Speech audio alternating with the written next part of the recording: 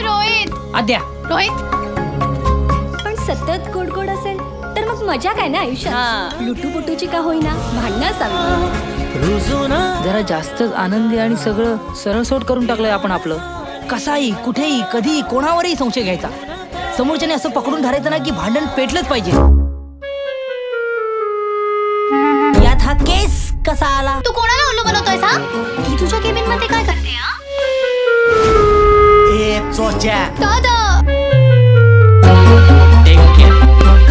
आकाशात काटा काढायचा होता ना माझा. रोहित आणि आद्याचं भांडण इम्पॉसिबल. सगळे पुरुष कोल्ह्यासारखे असतात.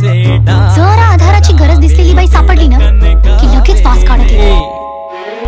असे कसे झाले? तुझी जर एवढी पक्की खात्री असेल ना तर त्याच्या विरुद्ध पुरावे गोळा कर.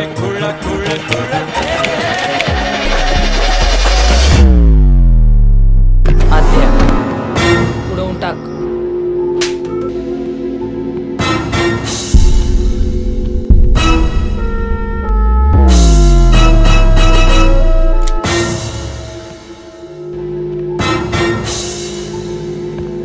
व्हिडिओ गेम खेळत होतो आम्ही दोघे.